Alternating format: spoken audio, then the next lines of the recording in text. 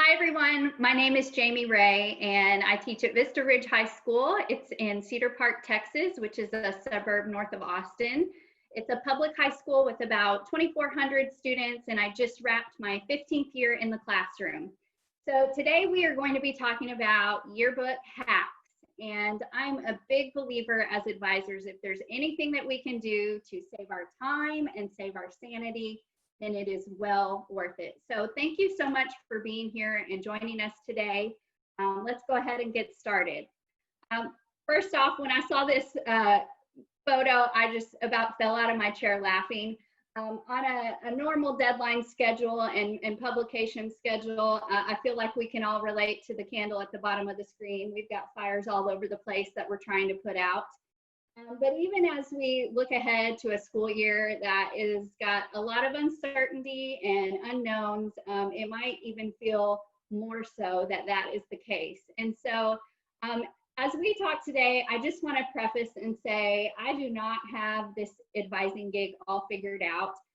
Even though I have gotten a few years under my belt, there are still things that I learned from advisors that I think, wow, like, why have I not tried that before? So as we talk about some ideas and hacks today, there's going to be things that you're going to say, hey, that sounds great. I'm going to give it a try, and it might be life-changing for you, and you are going to keep on doing it year after year. There's other things that you're going to hear about, and you're like, maybe I'll give that a try, and it could be a total flop. And so, you know, the thing about advising a yearbook is we are all growing. We don't all have it figured out, but it's a process. And so hopefully today you'll walk away with a few things to put in your back pocket, but if you think you might use it, great. And if it's not for you, then you can just leave it behind. So let's go ahead and get started. I think as we take stock of, how we ended our last year and where we're headed, one of the very best things that we can do to help our students be successful is to move as much as we can online. And so I'm just going to say we need to Googlefy everything. For my students, we set up a Google Team Drive. We call it our YRBK Team Drive. And that is just their one-stop shop for everything yearbook. If you look at the bottom there, I have two folders for my kids. It either fits in the How to Yearbook folder or Important Info. And so How to Yearbook, as you can see, is going to be, video tutorials on this is how you do a cutout, or this is a handout on how you write a caption. As much as we teach and train our kids, they all have those moments where, how did you tell me how to write that headline? So it's an easy place I could say, go check the Team Drive and pull up that handout to refresh your memory. The other piece that we have is our Important Info folder. And so that is where we are going to house all of the essential documents that make our yearbook a success. And so I'll go into detail in just a moment. So this is a really long list. Thanks to Teresa Proctor for helping me brainstorm some things, but here's a list of some things that might be really helpful in your Google Team Drive. Your ladder.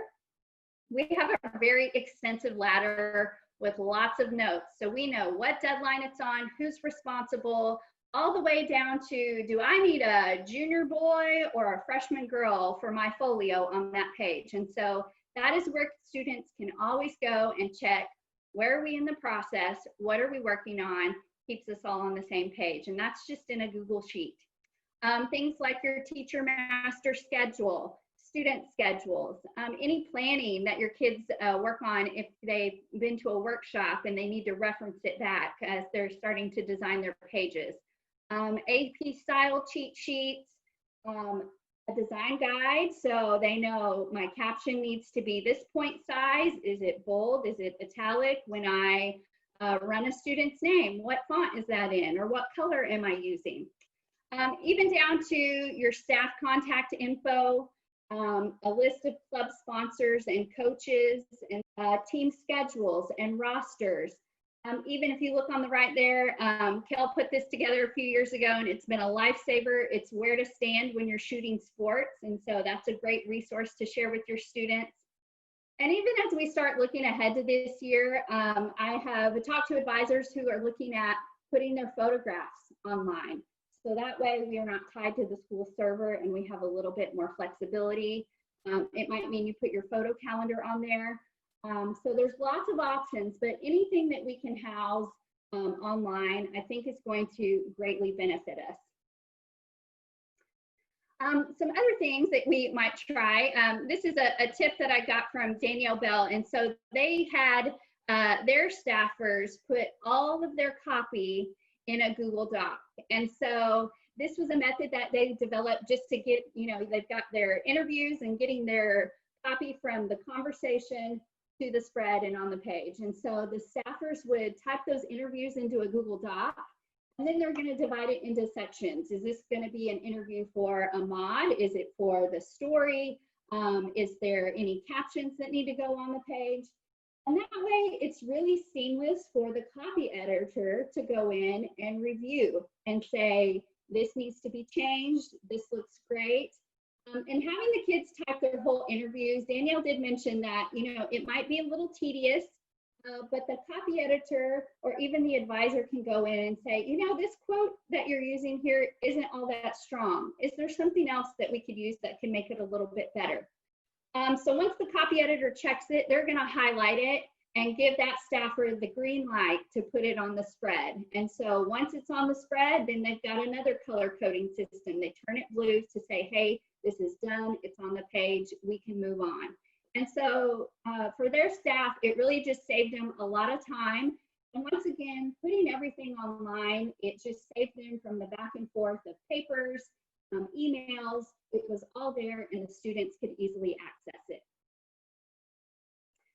We all, or a lot of us probably use Google Classroom, or if you have another method of posting assignments, any way that you can post things where your students' calendars are populated with the due dates. As long as, if they know when things are coming, they'll be ready to turn it in. Now that doesn't, mean they won't do it at the last minute, but at least they'll know when it's due. And so one thing with my Google Classroom that I have really used in the last year or so is you can customize your assignments. And so just because I push an assignment out in Classroom doesn't mean it has to go to the whole staff. I can differentiate and I can send things that need to only go to my editors so that they are prepping for things. And once that's done, we can push it out to the whole staff. And so it's just a really easy click of the button, and you can check specific students, you can create groups, but it just makes it a little easier for who needs to work on what, because we know on a yearbook staff, everyone's doing something different. Another part of Google that has just been a lifesaver is Google Forms. And so there is a form for just about everything that you would need to do when you're putting your yearbook together. And so we've got our Yard Herd info at the beginning of the year. I use it a lot for staff evaluations or check-ins. So especially, if there's going to be a season where we are at home, so tell me how you're doing, what's going on, what do you need? Or even after a deadline, like, how do you think you did? Where could you have done better? What's something you're really proud of? I also use it for rubrics. So I have students either self-evaluate their spread or peer evaluate. And so it's just a great way for them to look and see, okay, am I meeting the standards that we said we were going to meet at the beginning of the year? If you do senior ads or baby ads, any kind of ad contract can be a Google form. Senior credits, club picture day sign up, if you do class favorites voting. Another helpful tip that we started was sending a form out to all of our club sponsors at the beginning of the year. You could even send it to your coaches. Tell us who the president of your club is. When do you meet? Where? So that way we just have the essentials. So the staffer who needs to be in touch with that sponsor or that coach and that team and club, they've got all the information that's going to really help them be successful working on that page. The next thing that's really saved, and this is a tip that I got from an advisor friend in my district, is creating frequently asked questions. So I know that you get a million emails, and I would say a large percentage of those emails are questions where you're just answering the same thing over and over again. Can you check if I bought a yearbook? Well, how do I take a senior portrait? We get these questions year after year, and sometimes it's just downright exhausting to try to answer all of them. And so creating a frequently asked question list where you answer every question that you could possibly think a parent or a student might have, whether it's about senior portraits or school pictures or buying a yearbook. You can do it for just about anything. And so I just got tired of typing the same email over and over again. So I keep this in a Google Doc. I copy paste. I also post it on my teacher webpage. And when things are really hairy, especially around yearbook distribution time, I just set that auto reply. And so I give everybody the information they need so that I don't feel like I have to spend all of the time answering those emails. Another advisor suggested crafting email responses. That way she just has to copy and paste because like I said, we get a lot of the same questions. So it might be poor quality photos that they submit for an ad, or their proof is ready for approval, or maybe they were missing payment or they had their order canceled, something along those lines. But you can just have those pre-written responses ready to copy and paste, and that way you're not spending all day long sending emails, which I think is a win-win for us. All right, how are we doing, everybody? I know it's weird being online, so I just wanted to insert some funnies here and there, and I think this is so true because let's face it, teachers never have time to go to the bathroom. All right, moving on. I've heard really rave reviews from people who use the Band app, and so particularly with photo signups. And so I'm sure you have heard at some point during the course of this workshop, having a way to communicate with your students and your staffers is essential.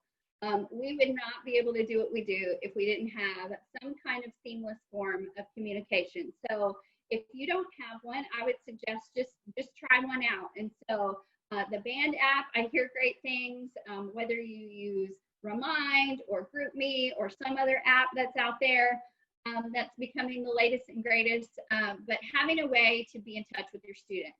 But particularly with the Band app and photo signups is that your editor can go in and enter the event on the calendar. So it'll populate the calendar in the app.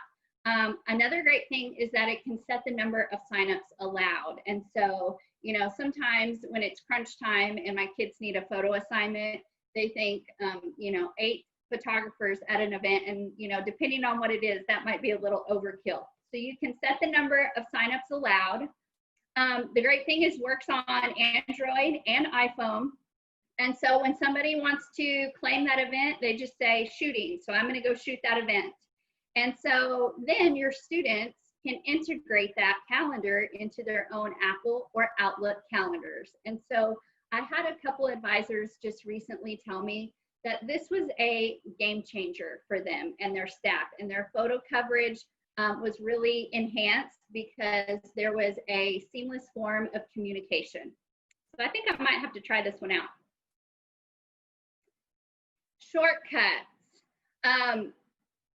This was something that I believe I heard this from Samantha Jo Berry, so I'm going to give her a shout out, who she maybe heard it from someone else. The great thing about all these hacks is we just share information and help each other out. That's one of the best parts about being part of the journalism community, is everybody is so willing to help. But keyboard shortcuts for your students when they're working, whether it's in InDesign, StudioWorks, Encore, there are little things that are gonna make their lives easier. And so I just printed them on cardstock, I laminated them and taped them on the desk next to the keyboard. I've seen some people tape them to the side of the monitors. Probably the most used tips on our shortcut list was how to install the printer. I don't know about your students, but my students every year, installing the printer is such a thing. And so having that there, they can look, they can check it out. I say, check your shortcut list. Things that really just cut down on the workflow and made it move a little faster when they're working on their pages. My kids really appreciated that. So I heard great feedback from them. staff organization. And this might be something that you begin processing or talking about with your editorial board as we look ahead to a year that could potentially look really different. I believe we're going to have maybe a roundtable discussion at some point about staff organization, but just something to consider. This is a tip from Carrie Reamer, and she had her students, instead of having a group of students work on one spread, she decided to assign those students to a package. So there would actually be 3 different groups of students, for example, if we're looking at this spread, working on this one page, right? And so she split the packages between her staffers. And once they finished a package, they would get another one. And it was just this rolling process throughout the year. And so from start to finish was a 3-week production cycle. And so I love that she said there at the bottom, she said, everyone always had something to work on. And I think the really great part is that her pages were ready to go by deadline or even before. And so that's really fantastic. She was able to vary the topic and the coverage so that, you know, one staffer's not always getting the sports mods or the Q&As. And so just being strategic with how she assigned them. But overall, she said it was a huge life-saving hack for their staff this year. So as we look ahead, just begin processing or thinking, it's okay if things look different or you might need to restructure and try something new. I would say if you're going to try something new with your staff organization, this is probably the year to do it. Training your staff. One of the greatest time savers for myself has been teaching my kids to teach other kids. And so using those staffers, this might be your editors, your editorial board, it might be returning staffers. But as you get into your program and you start building it, you're going to train your kids on how they need to be successful to make a really strong yearbook. And so they're going to gain those skills. And so it is so important when you bring your new kids in, your new staffers in, that they get the hang of how things work in the yearbook room and in the journalism room. And so at the beginning of the year, I set up 3 rotations, and I have 1 to 2 editors or staffers teach at each rotation. They go over copy, so the basics of writing captions, headlines, how to get a successful interview. We have a station on photography. We have another one that is computer-centric, where they go over Photoshop and InDesign basics. And so I'm not having to spend all of these days in class to teach because my students are rotating through and getting all this information in a much quicker format. And I think it's really powerful when they hear things from their peers, because it really creates that student ownership and that buy-in into the program. I'm thinking ahead, you know, if we are needing to do Zoom calls, then we might try doing breakout rooms in Zoom, and those are pretty easy to set up. And so I could have an editor run a breakout room on our Zoom call to train people up. Something else that we did was a mentor-mentee. And so I would take all the returning staffers and I would pair them with our new staffers. And so I would give it a few weeks at the beginning of the school year to see how the students interacted with each other and who worked well together. You know, we want people to feel like they have a place on staff and someone that they can go to ask questions. And so usually they would have their computers right next to each other and sit together. And so when they said, yeah, I know we went over where we save our photos or how we rename them, but can you help me remember that?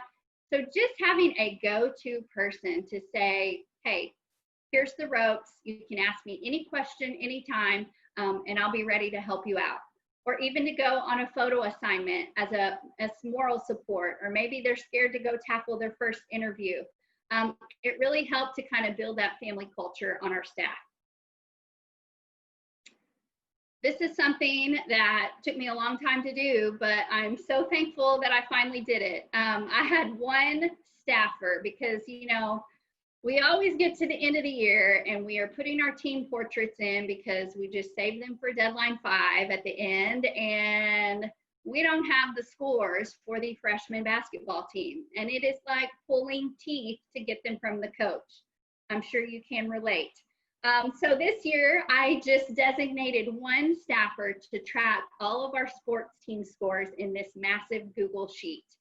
And you know, she made it her mission to be in touch with those coaches, to talk to the players. And so for every sporting event at our school, Rosalinda was on it. And so she just saved it in our team drive. And so when it was time to put that information on the page, we had it. And this might be a great job. You know, if you've got a student who maybe you require your staffers to go on photo assignments, but photography is just not their strong suit in life, but they are organized, I would say give them this job. That's the case with Rosalinda. She was organized, she was ready to go. So I just gave her a grade for her photo assignments because she was hooking me up with all these sports scores. Passes.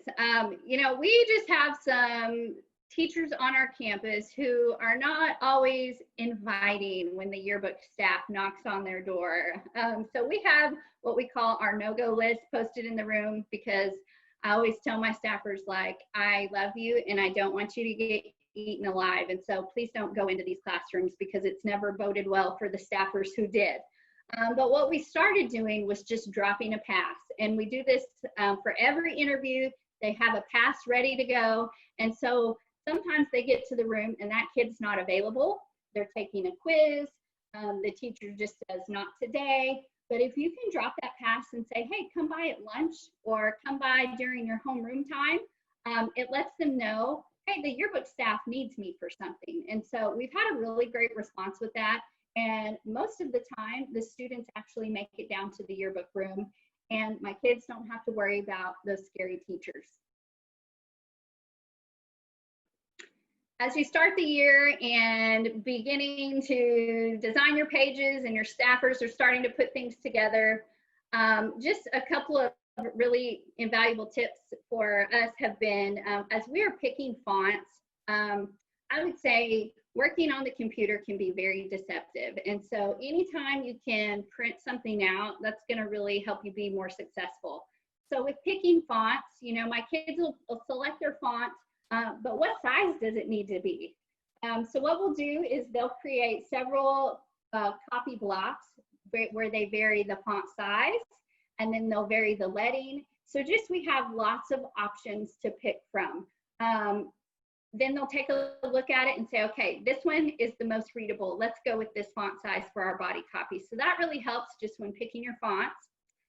As your kids start designing their pages, I would print your pages at 100%. That way you can see, what is this gonna look like in real life? Now, we don't have a fancy large format printer, so don't think we're, you know, got all the bells and whistles. We just print it at 100%, and it will actually take your spread and tile it into, I believe, 6 pages. And so we just get the scissors and the Scotch tape out and go old school with it. But it really helps my staffers to see, wow, I made that mod a lot bigger than I actually wanted it to be, or wow, that headline font is really, really big. It just gives them a gauge, and so they can see, okay, where do we need to tweak? Where do we need to adjust? Along with that, as you print out your pages, you can see, if you lay them out in order, do you have any repeated elements? Maybe you look at it and you see, wow, we have 4 vertical dominant photos in a row. Maybe that's something that we need to adjust and mix it up. Or maybe your kids didn't realize, this happened to us this year. My editor just subconsciously had a favorite mod that she ended up using over and over and over again. And she's like, oh, Miss Ray, I got to swap that out and do something different. So it just helps you see a little bit of a big picture overview of what you've got going. And then something that my staffers have really responded to is every deadline, they'll print out just an 8.5 by 11 copy of their page. And they annotate it and they plan, what are they going to do for their content? Who are they going to talk to? What types of photos are they going to put on the page? So instead of having my staffers fill out a Google form or fill out a graphic organizer to plan their spread, we just print out the actual spread and then they mark it all up so they're ready to go and they can just tackle it piece by piece. All right, I hope y'all are doing well. This is so me, and I try to rein it in, especially with my students. When I give them a job, I can't take it back over. So I don't know if anybody can relate, but sometimes we just have to let things go. Crowdsourcing. I think this is something that we are all going to have on our radar as we start this year. Sometimes we get in a pinch and we need people to help us out with our coverage and with our content, particularly photos.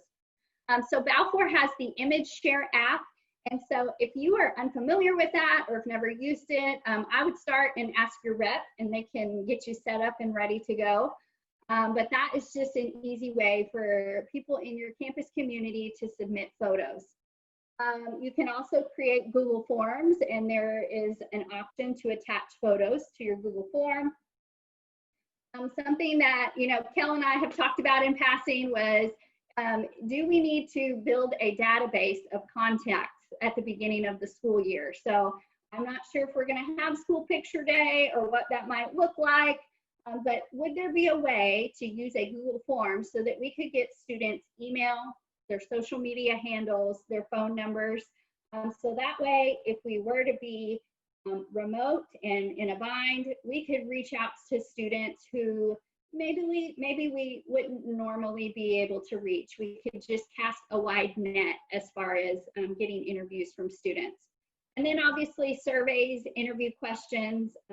There's an advisor that suggested putting QR codes in the bathroom stalls for the yearbook surveys, and they found some great success with that. So any way that we can invite students and people in our campus community to participate and give us content, I think that's going to really help us out in the future.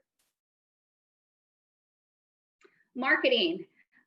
Postcards and business cards, those are a great way to get information out to your parents, especially this season that we're in. I feel like, you know, we talk about Zoom fatigue, but we also talk about how your email inbox is just blown up with information. There's a lot going on. And so maybe a postcard, or we handed out business cards at any campus event on how to buy a yearbook.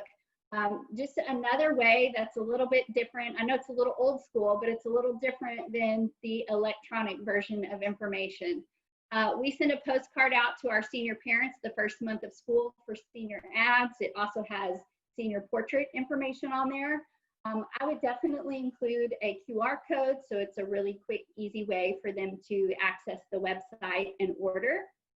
If your senior portrait studio does a mailer, see if you can contact them and add your own flyer in, and that way that would save you on some postage. Or if you have a document production center at your school district, a lot of times they can print and mail things for you, and it's way less expensive than if you went to, you know, Office Max or Depot or something like that.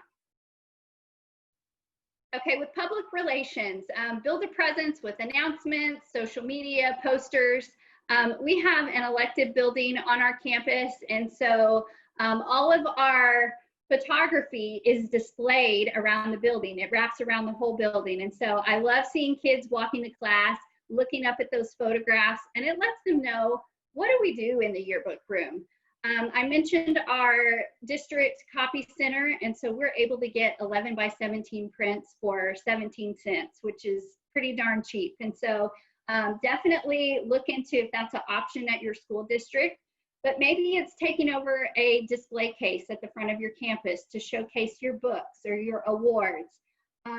Using your social media. If you do not have a staffer who is in charge of your social media account, I would make that an editorial role. I think that is critical. Staffer bios, book progress, sneak peeks. There's lots of really fun, creative ways that you can generate talk about your yearbook.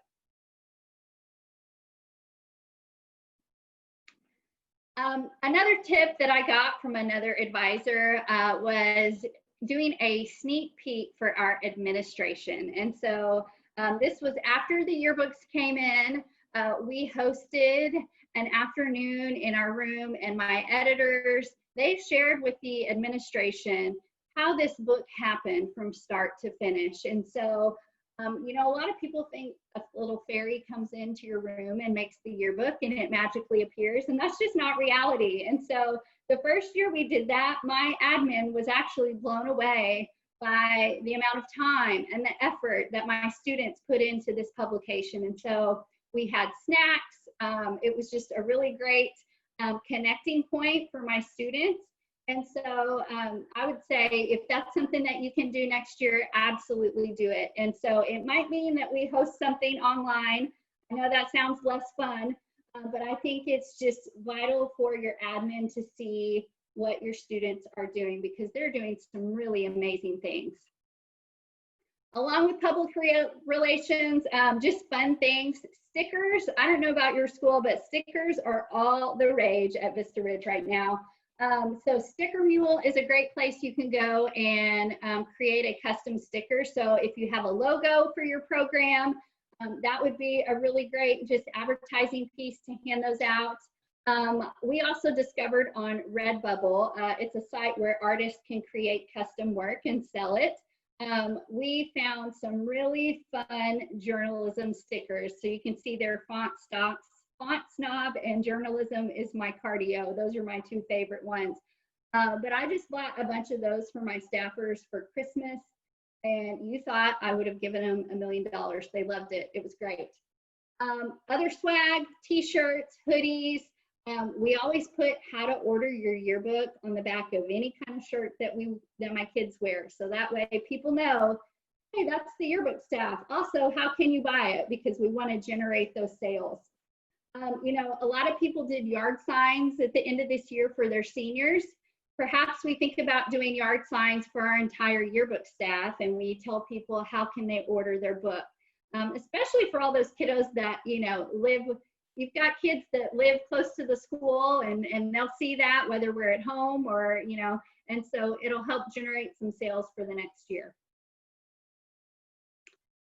This also happens to me all the time.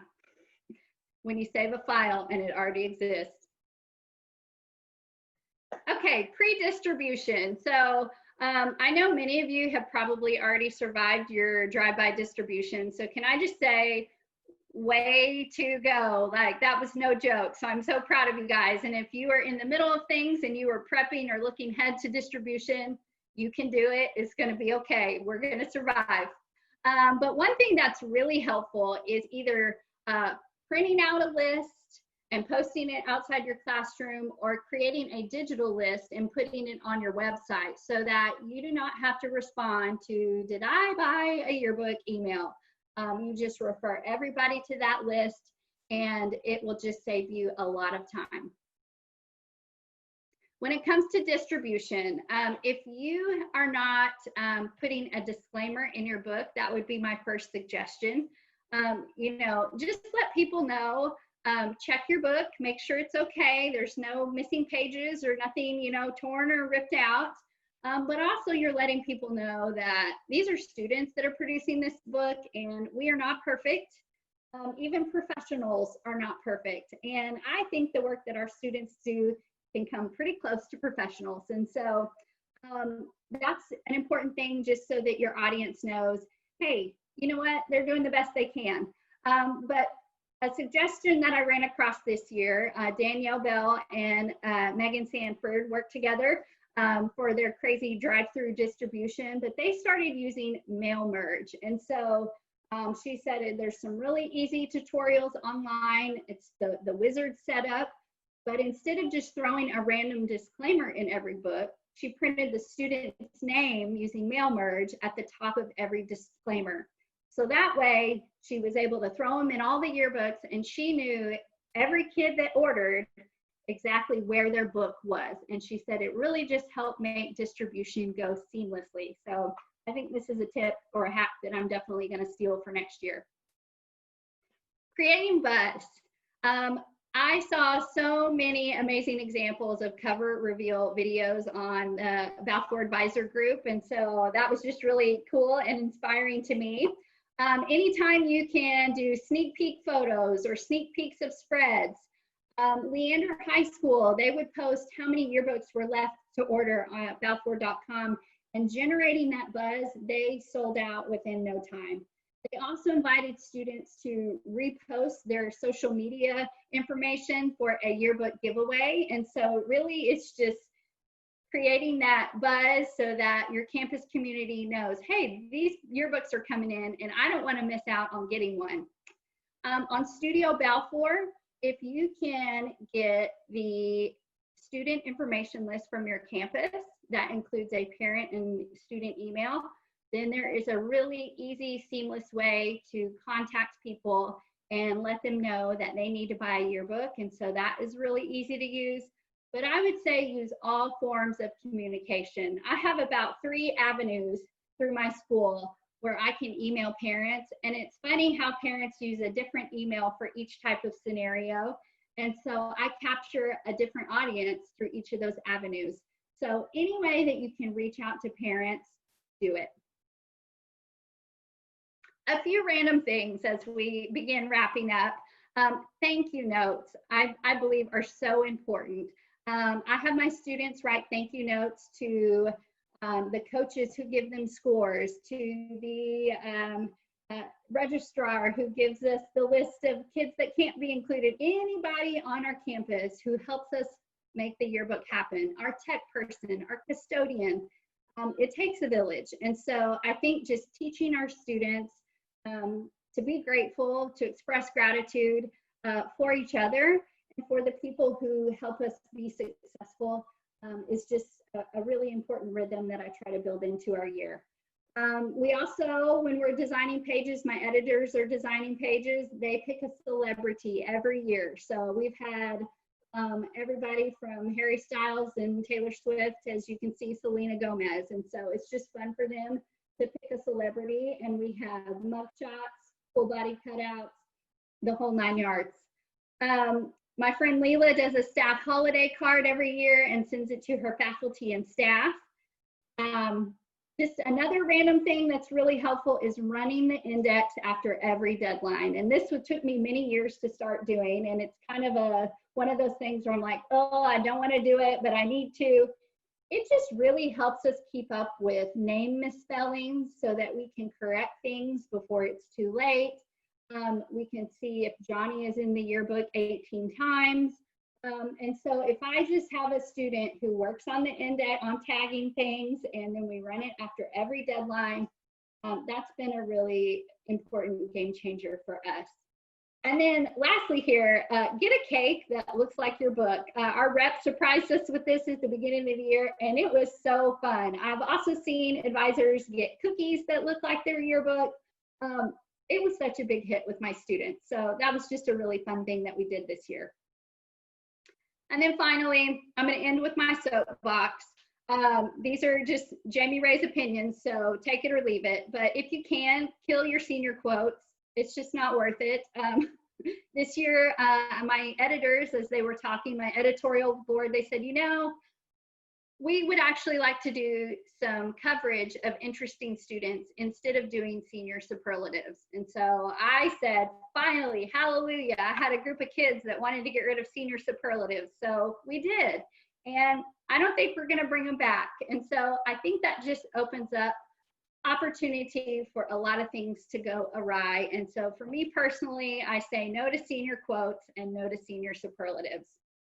Another note, don't engage with negative Nancy. You know, sometimes people don't understand what we do and they get frustrated. And a lot of times I think they just need to vent and express that frustration, and we might be the brunt of that. But at the end of the day, it is not worth it to engage. It is not worth it to wade into the district Facebook parent groups. That's a scary place to be. So I would say just save yourself the stress and the heartache and just listen to people. And if we can do something to make things right, if there was an error, otherwise just listen and move on. A life-changing hack for me was getting a giant monitor. I have a monitor that when I open up a page, it is life size. And so that has saved my eyes, and one of the best purchases that you could ever make for yourself. Next, hug your rep and your AE. Now, I guess we're not supposed to give people hugs anymore, but tell your rep and your AE that you love them and appreciate them.